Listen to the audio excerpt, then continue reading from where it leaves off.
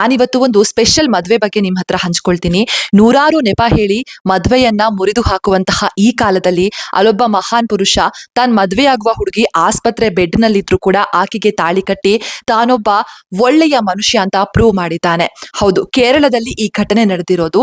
ಮದ್ವೆ ಅನ್ನೋದು ಒಂದು ಹುಡುಗ ಆಗ್ಲಿ ಹುಡುಗಿ ಆಗ್ಲಿ ಪ್ರತಿಯೊಬ್ಬರ ಒಂದು ಅತ್ಯಂತ ಜೀವನದ ಪ್ರಮುಖವಾದ ಅದ್ರಲ್ಲೂ ಹೆಣ್ಣು ಮಕ್ಕಳಂತೂ ಮದ್ವೆ ದಿನ ಹಾಗ್ ಕಾಣಿಸ್ಬೇಕು ಹೀಗ್ ಕಾಣಿಸ್ಬೇಕು ಅಂತ ತುಂಬಾನೇ ಕನಸುಗಳನ್ನ ಕಟ್ಕೊಂಡಿರ್ತಾರೆ. ಅದೇ ರೀತಿ ಅವನಿ ಕೂಡ ತನ್ನ ಮದುವೆಯ ಬಗ್ಗೆ ಸಾವಿರಾರು ಕನಸುಗಳನ್ನ ಕಂಡಿರ್ತಾಳೆ. ಅದೇ ರೀತಿ ಮದುವೆ ಇದ್ದಾಗ ಚೆನ್ನಾಗಿ ಕಾಣಿಸ್ಬೇಕು ಅಂತ ಆಕೆ ಮೇಕಪ್ ಆರ್ಟಿಸ್ಟ್ ಹತ್ರ ಹೊರಡ್ತಾ ಇದ್ದಾಗ ಆಕೆಯ ಕಾರು ಮರಕ್ಕೆ ಗುದ್ದುತ್ತೆ. ಮರಕ್ಕೆ ಗುದ್ದಿದ ಪರಿಣಾಮ ಆಕೆಯ ಬೆನ್ನು ಮೂಳೆಗೆ ಗಂಭೀರವಾಗಿ ಗಾಯವಾಗುತ್ತೆ. ಕೂಡಲೇ ಆಕೆಯನ್ನ ಕೇರಳದ ಕೊಚ್ಚಿಯ ಆಸ್ಪತ್ರೆಗೂ ಕೂಡ ದಾಖಲು ಮಾಡಲಾಗುತ್ತೆ.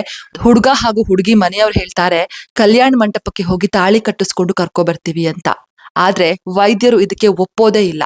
ಹುಡುಗಿ ಸಿಚುವೇಶನ್ ತುಂಬಾನೇ ಕ್ರಿಟಿಕಲ್ ಆಗಿದೆ, ಯಾವ ಕಾರಣಕ್ಕೂ ಆಸ್ಪತ್ರೆ ಬಿಟ್ಟು ಕಲ್ಯಾಣ ಮಂಟಪಕ್ಕಂತೂ ಕಳ್ಸೋದಕ್ಕೆ ಆಗೋದೇ ಇಲ್ಲ ಅಂತಾರೆ. ಆಗ ಆ ಹುಡುಗ ಶಾರೋನ್ ತೆಗೆದುಕೊಂಡ ನಿರ್ಧಾರ ಇದೆಯಲ್ಲ, ನಿಜಕ್ಕೂ ಕೂಡ ಎಲ್ಲರೂ ಮೆಚ್ಚುವಂತದ್ದು.